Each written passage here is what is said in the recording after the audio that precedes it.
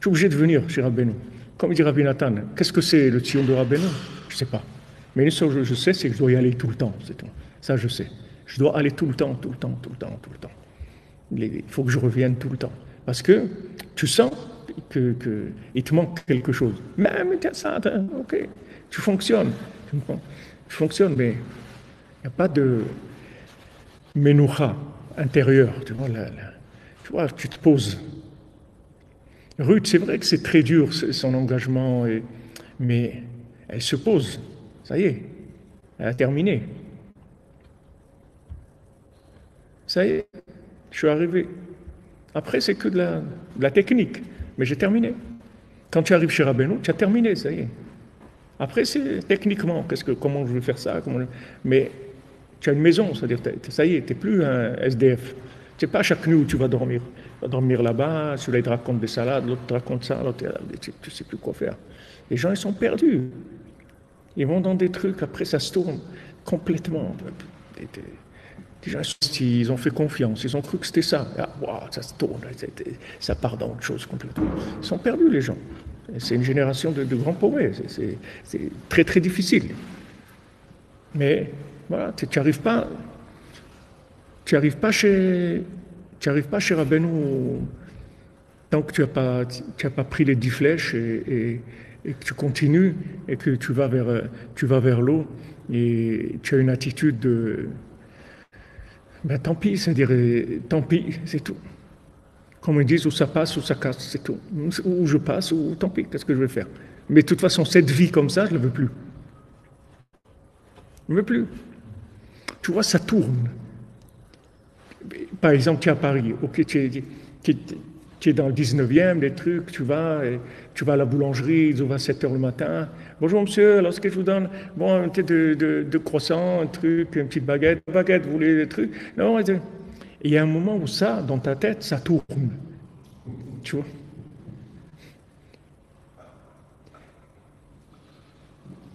Et qu'est-ce qui vous arrive? Je sais pas. Mais ça, je peux plus. Mais pourtant, ces gens, ils sont gentils, ils n'ont pas un problème. Mais ça y est, la conscience de ton âme, elle te demande autre chose. Tu peux pas, tu dois y aller. Et chaque fois que tu arrives dans cette étape-là, tu vas trouver Rabbeinu, il va se révéler à toi. Plus, le mendiant qui n'a pas de main, il va se révéler à toi. Parce qu'en fait, il a tout le pouvoir dans ses mains. Ça ne se voit pas parce qu'il a tout le pouvoir, mais il peut soigner tout le monde. Seulement, il faut que tu arrives là. Rabbeinu, il a dit, moi, je peux tout faire pour les gens. Aval, c'est-à-dire les saper à Chisaron chez il faut que tu me racontes ce qui ne va pas. Tu viens chez le docteur, tu lui dis ça va? Ouais, ça va bien. Comment vous sentez? Ben, très bien.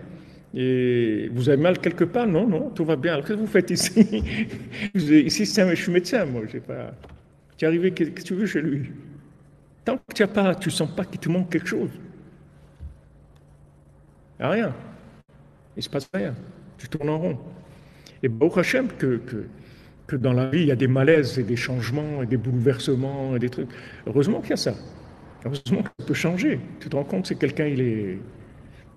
Combien de gens tu trouves comme ça, Hachem Ishmor qui se suicident, des gens qui travaillaient dans la France Télécom et tout comme ça. À une époque, il y avait des dizaines de suicides, des gens qui se suicidaient. Attends, mais tu n'as rien à faire dans ta vie que de suicider, tu n'as rien dans ce monde. Des gens jeunes, maintenant on ne parle pas des gens qui sont en pré-retraite ou en post-retraite, des gens jeunes qui ont des postes importants, des gens qui sont dans des postes de communication, des postes de marketing et tout. Qu'est-ce qui se passe? Le néant. Ça tourne. Si maintenant tu n'as pas la méthode, si tu n'entends pas la voix, la personne elle est perdue complètement, c'est fini. Complètement perdue, parce que ces dépressions-là, elles sont faites pour te préparer à une nouvelle Torah que tu avais pas avant. Les gens croient, ils connaissent la Torah. La Torah et Matan Torah. Bon, ok, la Torah, on connaît. Qu'est-ce qu'elle connaît de la Torah? La Torah, ok. Il te faut une Torah qui te comble tes manques, qui te donne envie de progresser. Tu sens une menoucha, waouh, je suis bien là. Je suis bien dans ça. C'est là où je voulais être. Je suis bien. Jusqu'à la prochaine étape, c'est tout. Ah, quand tu vas terminer là, tu vas à une autre étape. À chaque fois, tu vas te fâcher avec un des rois. Ici, Rabbi Nathan, il a dit, il y a 7 rois, les 7 rois de Esav qui ont régné sur Eretz Israël avant qu'on rentre en Eretz Israël. Je vous l'ai dit plusieurs fois, je vous le répète, le sar de Mitzrayim, c'est Esav, c'est pas Ishmaël. Le sar de Mitzrayim, c'est Esav. C'est les 7 peuples qu'il y avait sur Eretz Israël, c'est les rois de ces peuples-là, c'est Esav, c'est des rois de Elé Aloufé Esav. Et dit le Harizal que c'est le passage le plus élevé de la Torah, le plus secret de la Torah, c'est on parle des généraux de Esav, des rois de Esav. Parce que c'est les rois qui avaient, avant la création du monde, quand il y avait du ribouille, quand il y avait trop de lumière. C'est-à-dire il y avait des explosions, parce qu'il y avait trop de lumière. Ces rois-là, ils sont là, c'est des étapes. Une fois tu vas rencontrer un, une fois tu vas rencontrer l'autre. Une fois tu vas rencontrer le roi Soleil, une fois tu vas rencontrer le roi Dagobert, tu vas rencontrer des rois. C'est tout. C'est des niveaux. Et à chaque fois, tu vas te fâcher avec lui.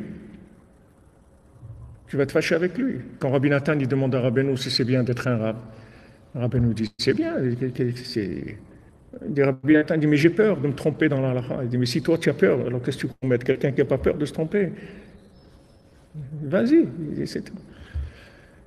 Bon, Rabbi Nathan il dit mais Béhémet, Rabbi, c'est bien. Il dit Béhémet, c'est bien. Mais Béhémet la mytho, c'est bien.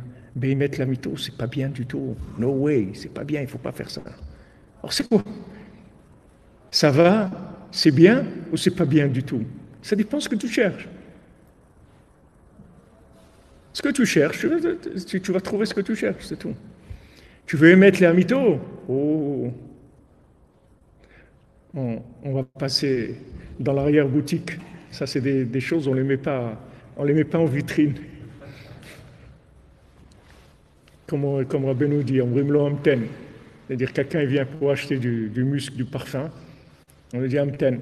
Il vient pour acheter du pétrole, le truc, du goudron, du pétrole. On lui dit, viens, prends. Un autre, il dit, moi, je veux du parfum. Il dit, oh, ça, attends, je finis avec lui et je vais m'occuper de toi. Ça dépend de ce que tu cherches, c'est tout.